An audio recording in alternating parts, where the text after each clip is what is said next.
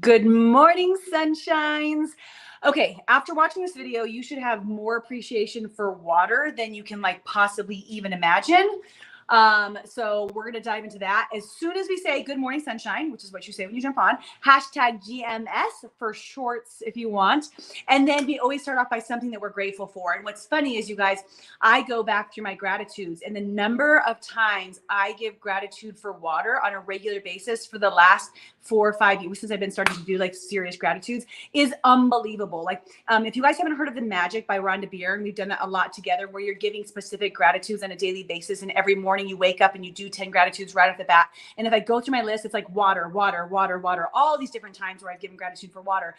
So that's what I'm grateful for today. In the comments below, whether this is a rewatch later or live, share something you're grateful for. I know a lot of you guys are watching without sharing yet, and that's okay. It does feel like a new space, but when you start to do that and you put that out into the universe, you'll see the more gratitude and light and love you have in your heart, the more that you're going to have come back to you, and the more that you will receive, and your life can start to transform with something as simple as gratitude. So try it. Why not, right? Just write, I'm grateful for, you can use mine, water. And then we'll talk about it today. All right. And hashtag WJC. I love you. Good morning, Natalie. Good morning, Eric. Grateful for my family, 100%. All right. So I want to talk about water today. And I have a new perspective and perception of my gratitude for water that I have had forever. And I want to just really dive in and share with you what this experience has been like, and why it's tied to me even closer, and why when I was at Walmart at 6 a.m. this morning and I saw a man filling a cooler full of water bottles and ice, I was jealous, not angry at him, jealous, but just must be nice, right? And it's such a simple thing that 99.9% of us take for granted often, right? That very rare group of humans, it can be their nemesis. It can be something that's so scary for their bodies in different ways. So with all of this, right, you guys know the condition that my son has been diagnosed with, the Langerhans cell histiocytosis, the LCH, is the masses in his brain, or in his skull and his hip, that we're working through with chemo and the different steroids and stuff, which is honestly the easiest part of our adventure. The diabetes insipidus is where his body doesn't know how to process water. So let's dive into some perspective. Okay. So the first night we go into a hospital, what you do to figure out if you have DI is you do this water deprivation test. And basically you have this time point where you cut off all water, and then every 2 hours they do a blood draw to see what's going on in their systems, to identify what's happening, and then you introduce some different things to see what's going on, to see if their kidneys aren't processing water, if they're not producing a certain hormone, blah blah blah blah blah. So as we do this, beforehand, my baby, my 20-month-old, who now weighs 24 pounds, he was 27.7, but he was drinking about 200 ounces of water a day, insatiable for water, and I didn't really even notice that until I counted right before we went to the hospital when they asked us to go to look at it. Okay. So as we're at the hospital, they take away his water, and I didn't know what happened because we'd never taken away his water. And the screaming starts, you guys, within about 20 minutes when he realizes he doesn't have water. He's like, I don't understand.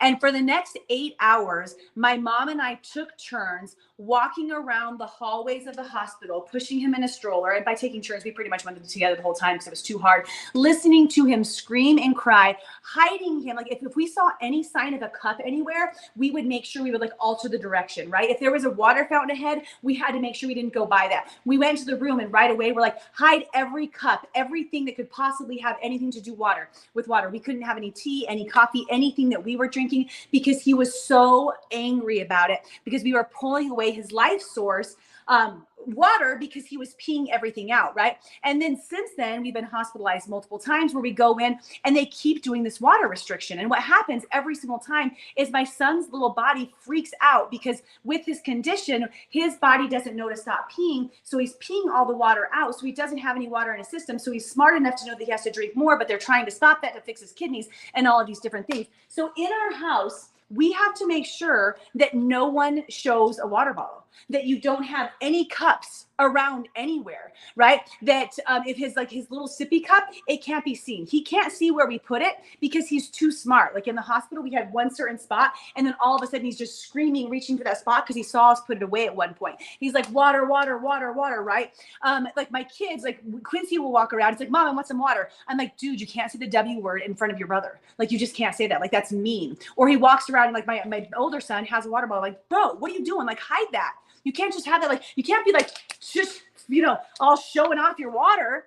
It's just like wild, right? The way that this works. You guys, I love all your gratefuls. Thank you. Thank you so much for sharing that. So all of a sudden, this thing that so many of us take for granted, right, is something that both supports my son and can be harmful depending on his medication. So we have to balance out his medication and his water intake to make sure that his sodium levels and his blood levels are safe so that he doesn't have seizures up or down, right? So there's a lot of different challenges. Good morning, Jan. Welcome to Good Morning Sunshine. Miss Sarah, Melissa, Jamie, Marlise, Inessa. I miss so many of you guys. So the gratitude now that I'm pulling in for such a simple thing, yet life-altering thing, is just amazing. And if you haven't thought about the fact that you can wake up and go get your bottle of water, or your cup of water, or you turn on your faucet or whatever, and that you're allowed to safely drink water at any point during the day, I want you to take that in for a second, right? Because here, this baby 20-month-old that has no idea what's going on, he starts asking for water, and we're running around Walmart, going on walks, doing everything that we can to keep him distracted from drinking water for 2 hours, trying to offer him cookies and like literally anything that will distract him. Like finally we were down to maybe a popsicle or ice chips, which is kind of cheating, but we're just doing our best, right?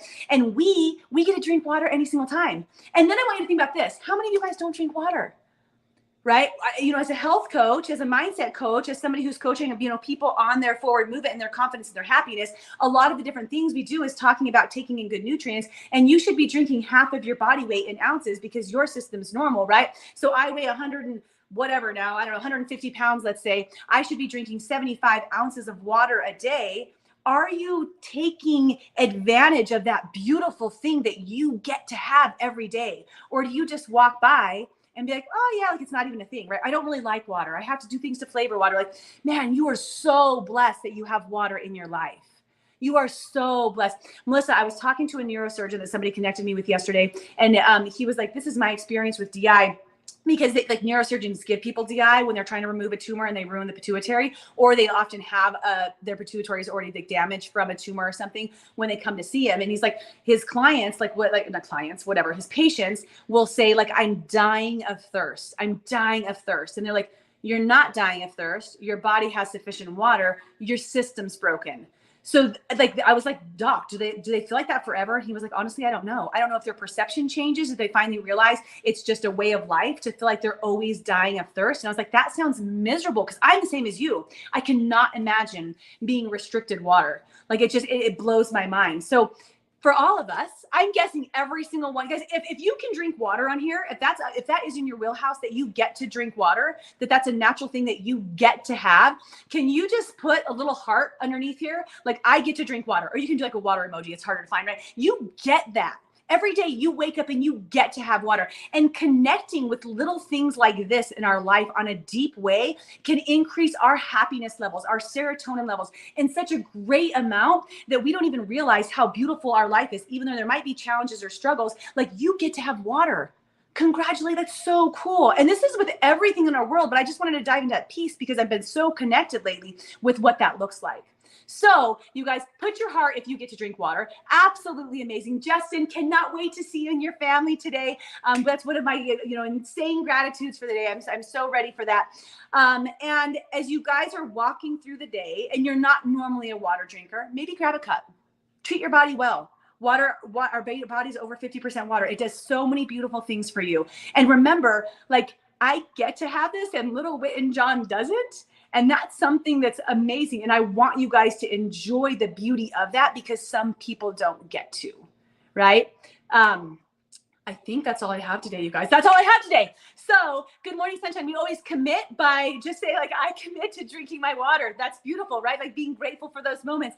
I love you guys so much. We had an amazing night last night. I'm not kidding. He only woke up at 12:30. We gave him his like medicine in this little chocolate cup. So he had his like different things to help him go back to sleep. He didn't wake up again until almost 5 a.m. I was up looking at the monitor all night long, like, what's going on? What's going on? Does he need help? He didn't. He did great. We got up at 5. We started playing. We drank a certain amount that we were supposed to. We preoccupied him, and now he's off with his daddy watching a soccer game because one of the teams, they're on their national game, and they all have jerseys that say Witten. So they're playing for Witten today, so they're going to watch. So having a really amazing day. I love you guys. I'm so thankful for each and every one of you, your prayers, your hearts, your growth, your willingness to listen, your willingness to share these videos. I just love you guys so much. So thank you, thank you, thank you. Good morning, sunshine. Bye, guys.